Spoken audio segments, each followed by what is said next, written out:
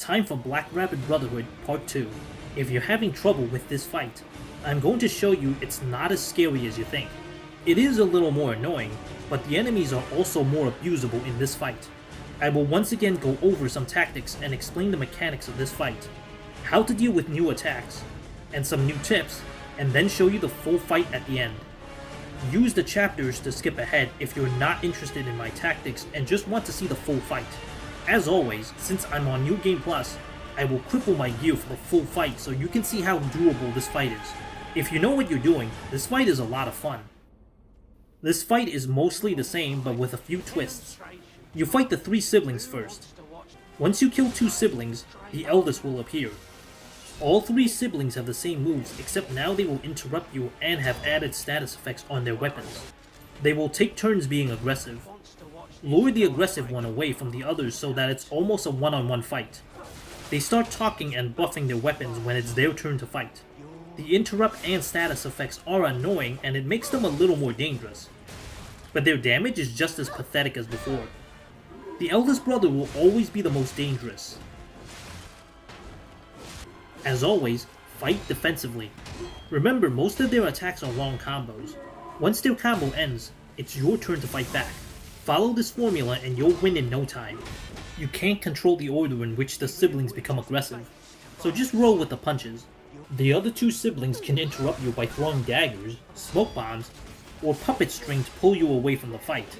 If you get pulled away, focus on escaping first and then refocus back on the one you were fighting. The siblings are just as weak as before and do very little damage. The status effects makes them a little stronger, plus them interrupting you while you're fighting can be annoying. The status buff wears off eventually and the next sibling buffs their weapon with status effects and goes on the offensive. I don't know what parameters determine when they switch places, but not knowing this won't affect my tactics. Positioning is once again the key, so single out the aggressive one by luring them away from the others. The eldest will appear once you kill 2 siblings. You can counter this. Determine who is the easiest to keep alive in the fight. After killing the first sibling, hold back and don't kill the second sibling too quickly. We'll call the one you want to keep alive the 3rd sibling. As you alternate between the 2 remaining siblings, get the 3rd sibling's health as low as you can before killing the second one. Once the second one is dead, you have around 8 seconds to kill the 3rd sibling before the eldest appears. The lower the health, the faster you can kill the 3rd sibling.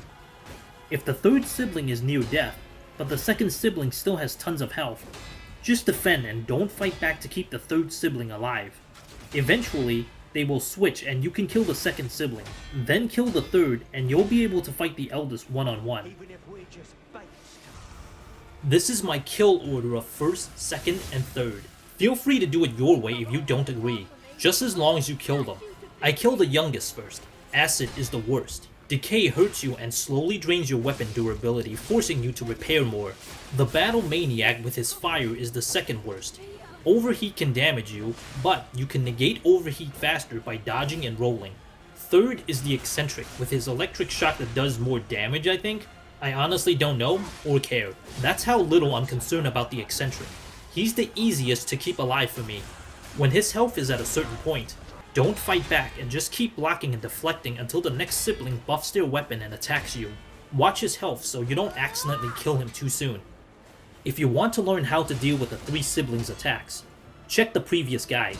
The eldest is the one with the dangerous but also abusable new moves that you should learn. First new move is a big shockwave. His arm glows blue, then he sends a shockwave across the entire stage, followed by a fury attack. He looks tired after the shockwave, so don't be tricked into forgetting about the fury attack. Both moves are actually pretty easy to avoid.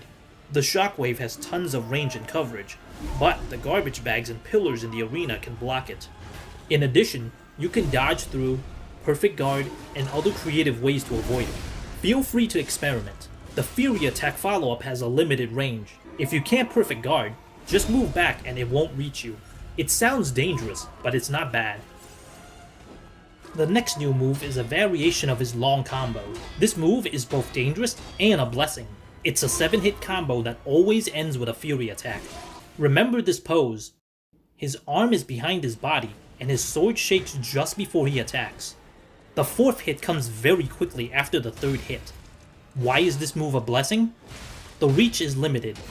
Just remember, he hops forward twice before doing the final Fury attack. Otherwise, he's stuck in a long animation that if you can get away, you can use that free time to repair your weapon or heal.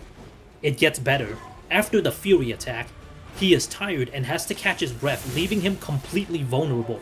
If you need to learn one move, this is the move you should memorize since there are so many ways to take advantage of it. He still has the 4 or 5 hit combo where he can add an extra hit at the end. The key difference is his sword shakes if it's the 7 hit combo. The last new move is a stagger fake out. When you land a stagger, instead of going down, he will do another 5 hit combo that ends with the shockwave. The range is still limited and it takes a second before the combo starts. Plenty of time to run away and get to cover if needed. The rest of his moves are all the same. Refer to the previous guide to learn more about them. Here are a few more quick tips to help you out. Even if we're just fakes. The siblings will start talking when it's their turn to buff their weapons and fight. This is your cue to change your focus. You can also take advantage of this. They are standing still when they buff their weapons. You can land a backstab if you're fast enough. The other advantage to leaving the last sibling with as low health as possible is that if you kill them fast enough, you'll have time to attack the eldest when he appears. He has a long animation that takes a while before he finally attacks. Use Legion Arm, Fable Arts, or just get in as many attacks as you can before he attacks. Kill one sibling as soon as possible. In my last guide, I said not to waste your Fable Arts on them. In this fight, it's a good idea to use one to help you kill the first sibling faster. You can still recharge your Fable Bar by fighting the other two. Killing one sibling will reduce the chaos early on. The obstacles are your best friend, but also sometimes your enemy. They are your enemy because sometimes they can block your path. The pillar can block interrupting projectiles if you draw a sibling into that area and fight. Both the garbage bag and the pillars can block the eldest's attacks, preventing him from hitting you. You can attack from behind the garbage bag if your weapon is long enough. Or you can use throwables, or you can heal, or you can repair your weapon, or you can contemplate the meaning of life. What I'm trying to say is you have a lot of options. Can you cheese this way? Absolutely, but you'll see me win without cheese. When used correctly, the garbage bag could make this one of the easiest bosses in the game. Just beware, there are some angles where his sword can go through the bags and hit you. The best status prevention equipment can be bought easily by this point in the game. It's the merchant at the abandoned apartment Stargazer. You can't miss him. You can also redo your P organ and upgrade to reduce the status effect buildup if you don't have it. You can only equip one status prevention, so equip against the status effect you hate the most. You can break the Eldest's weapon to relieve some pressure, but I think it's not as important in this fight as before. It takes around 10 perfect guards to break it if you upgraded your perfect guard destruction P organ twice. Here's a quick summary. This fight sounds more complicated than it really is. Take turns attacking the siblings. Let them dictate whose turn it is to fight. Prioritize positioning again to make the fight more manageable. Don't kill a second sibling until you bring the third sibling's health as low as possible. Otherwise, you'll trigger the eldest by killing a second sibling. Learn the eldest's moves, because he has several moves that are easily abused, so learn to recognize them. The obstacles in the arena can be your enemy or your best friend. Before I start the demonstration, here are the limitations I placed on myself. I can only use 5 heals, but you should have more by this point. I limited my Fable bar to always have 2 bars so they're not overused. My weapon is a +5 fire axe blade and booster glaive handle. Maxed out puppet string. Patience, Iron Wall, Life, and Murderer Puppets Amulet, Lada F350 frame, Lada Large Capacity Corrosion Resistance Converter, the cartridge doesn't matter, and Arch Fiber Reinforced Liner. All items are things you can find with a little exploration. You should have found enough upgrades to make your weapon +8 or higher instead of +5 like mine. That's some good RNG. I can take out a chunk of her health first. Notice I'm just stun locking her until my stamina runs out. Oh no, I got interrupted. It's no big deal. That backstab made up for it.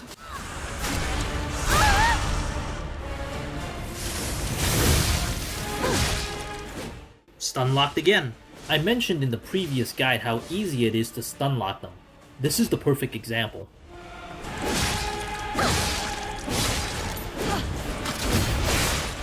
Look at that Fury attack damage. That's just sad. I could chase down the youngest to kill her, but I also wanted to show that when you remain calm, even with the chaos of 3 rabbits in the arena, they are a joke. I think most will agree the eccentric is the easiest, so the only hard part is making sure you don't accidentally kill him.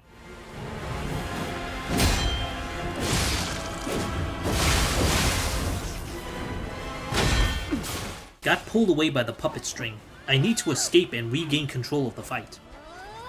The coffin can be a friend or enemy. It was my enemy this time.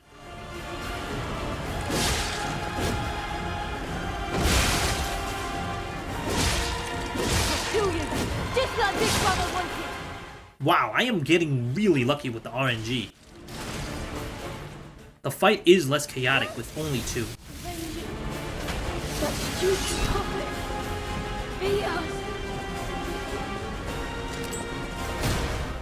Look at how orderly this fight is. I take my turn to attack, then it's his turn to attack, then my turn again, then his turn. Ignoring any unexpected interruptions, this fight is so simple even without backstabs.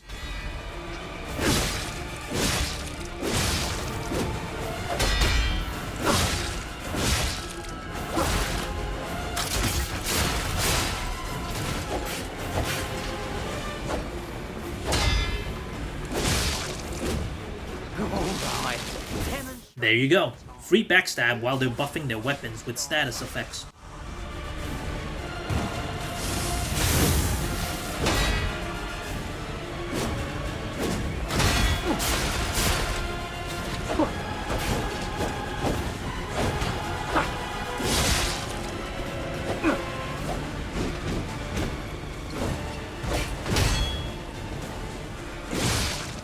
I had to be careful. I almost killed him.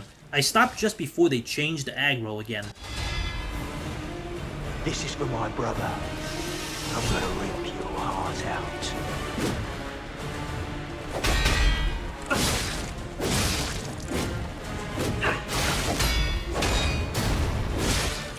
Since this fight is so predictable, I just had to wait my turn to stagger him. When fighting the Battle Maniac, just be polite and wait your turn. Now I can go all out aggressive. Look at that! I still have time to spare and the Eldest hasn't even arrived. Just give him everything you got. Also a good example of avoiding the wave attack with puppet string, but also forgetting to avoid the Fury attack that follows up.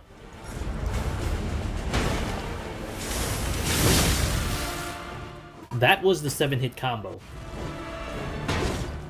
Not so scary when he can't reach you. And I get a few free hits in. Use your best moves.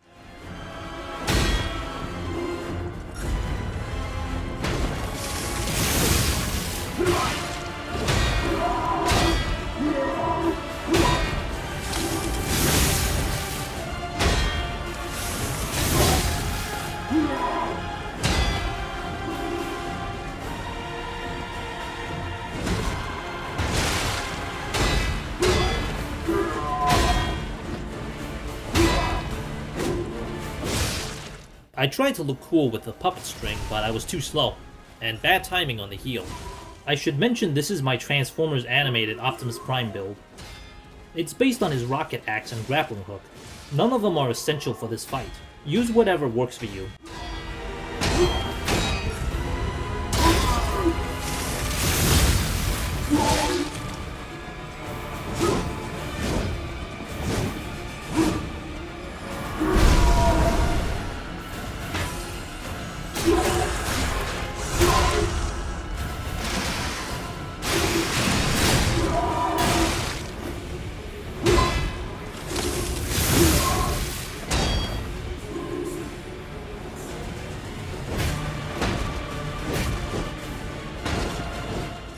Damn, the pillar messed me up again.